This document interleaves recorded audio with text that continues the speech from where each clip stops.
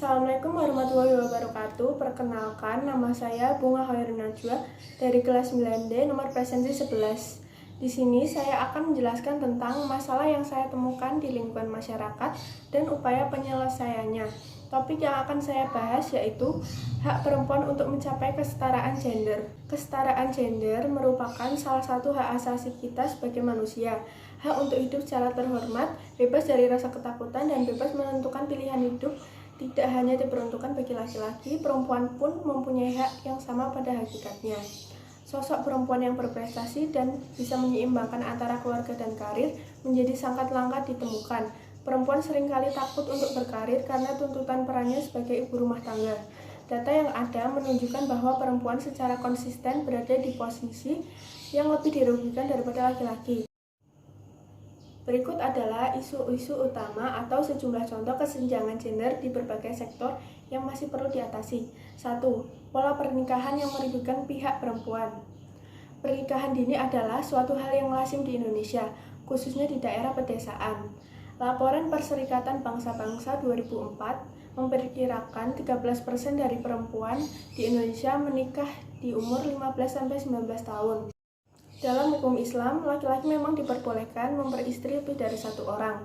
Akan tetapi, dalam Undang-Undang Perkawinan tahun 1974 menyatakan bahwa izin untuk memiliki banyak istri dapat diberikan jika seseorang dapat memberikan bukti bahwa istri pertamanya tidak dapat melaksanakan tanggung jawabnya sebagai istri.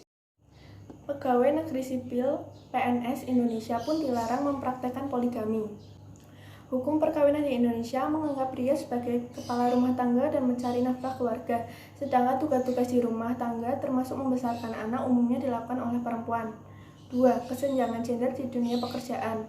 Adanya segmentasi jenis kelamin angkatan kerja, praktik penerimaan dan promosi karyawan yang bersifat diskriminatif atas dasar gender, membuat perempuan terkonsentrasi dalam sejumlah kecil sektor perekonomian.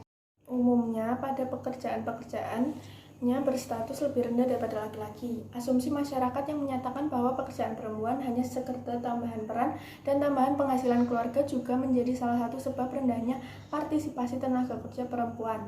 3. Kekerasan fisik. Indonesia telah menetapkan berbagai undang-undang untuk melindungi perempuan dari kekerasan fisik. Akan tetapi, terdapat beberapa bukti yang menunjukkan bahwa kekerasan terhadap perempuan adalah umum di Indonesia. Perdagangan perempuan dan prostitusi juga merupakan ancaman serius bagi perempuan Indonesia, terutama mereka yang miskin dan kurang berpendidikan.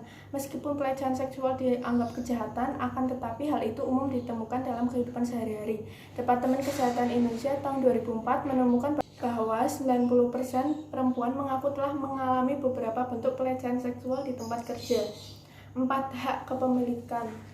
Hukum perdata di Indonesia menetapkan bahwa laki-laki dan perempuan memiliki hak kepemilikan yang sama. Perempuan di Indonesia memiliki hak hukum untuk akses ke properti, tanah, dan memiliki akses ke pinjaman bank dan kredit meskipun terkadang masih terdapat diskriminasi. Untuk meningkatkan kesadaran perempuan akan isu kesetaraan gender ini dan mengedukasi pekerja perempuan mengenai hak-haknya sebagai pekerja perempuan. Program kampanye Laborate for Women yang ditunjukkan bagi pekerja perempuan muda tidak ada henti-hentinya menyuarakan dan mengedukasi perempuan. Lewat event dan pelatihan Laborate for Women yang bertema Gender Equality, perempuan diharapkan dapat lebih terpacu untuk membela hak mereka dalam kesempatan kerja atau karir, hak maternal dan keseimbangan antara keluarga dan karir. Kesetaraan gender tidak harus dipandang sebagai hak dan kewajiban yang sama persis tanpa pertimbangan selanjutnya.